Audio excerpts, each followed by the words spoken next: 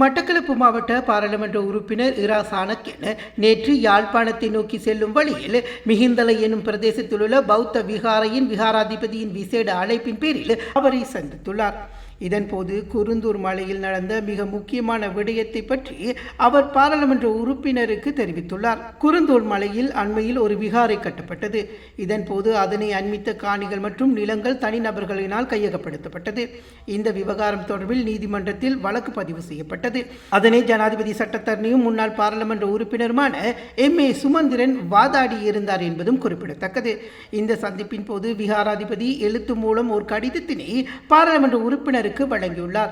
குறித்த கடிதமானது குற்றப்புலனாய்வு திணைக்களத்திற்கு 2025 வருடம் 7ஆம் மாதம் 21ஆம் தேதி முறைப்பாட்டின் பிரதியாக அமைந்திருந்தது. அதில் அவர் பெயர் குறிப்பிட்டுள்ள தொல்பொருள் திணைக்களத்தின் பிரதி அச்சத்தகராக செயற்பட்ட ஜெயதிலக எனும் நபர் பௌத்த மதத்தோடு சம்பந்தப்பட்ட சின்னங்களை மூடைகளில் கொண்டு வந்து சுற்றியுள்ள நிலங்களிலும் வயல் நிலங்களிலும் வீசி அவற்றை தொல்பொருள் நிலங்களாக ஆவணப்படுத்தி தொல்பொருள் திணைக்களம் கையகப்படுத்தியதை தெரியப்படுத்தியிருந்தார். பௌத்த துறவியான இவர் இவ்வாறான விடயம் தொடர்பில் நடவடிக்கை எடுப்பது வரவேற்கத்தக்கது என்றும் சாணக்கியன் தெரிவித்துள்ளார். மேலும் விகாராதிபதியினால் நாட்டில் அனைத்து மக்களும் மும்மொழிகளான தமிழ், சிங்களம் மற்றும் ஆங்கிலம் என்பவற்றை படிப்பதற்கான ஓர் சட்ட மூலத்தை கொண்டு வர வேண்டும் எனவும் பாராளுமன்ற உறுப்பினரிடம் கோரிக்கை ஒன்றினையும் முன்வைத்துள்ளார். தொல்பொருள் அடையாளங்கள் இருக்கு என்று காட்டி அந்த நிலங்களை தொல்பொருள் திணைக்களத்தினுடைய கட்டுப்பாட்டுக்குள் எடுத்ததாக இந்த கடிதத்தினூடாக குற்றச்சாட்டு முன்வைக்கிறார். ஒரு பௌத்த துறவி ஒருவரே இந்த விடயத்தை பற்றி சொல்லியிருக்கிறது ஒரு மிக முக்கியமானது. இந்த ஆவணத்தை என்னிடம் தருமாறு அவர் என்னை சந்திக்க வேண்டும் என்று கேட்டார். அந்த வகையிலே தான் இன்று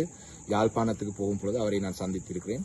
அதே போல தான் சமகால அரசியல் தொடர்பாக அவருடைய பல விடயங்கள் சம்பந்தமாக அவருடைய நிலப்பாடுகளையும் அவருடைய கருத்துகளையும் சொல்லியிருந்தார். அதே போல அவர் எனக்கு ஒரு கோரிக்கை முன்வைத்திருக்கிறார்.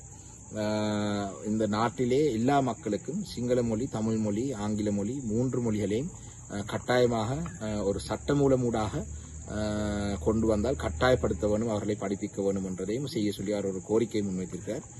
நிச்சயமாக இந்த விடயம் தொடர்பாக என்னுடைய கவனத்தை நான் செலுத்துவேன் என்ற வாக்குறுதியை அவருக்கு நான் வழங்கியிருக்கிறேன். நன்றி.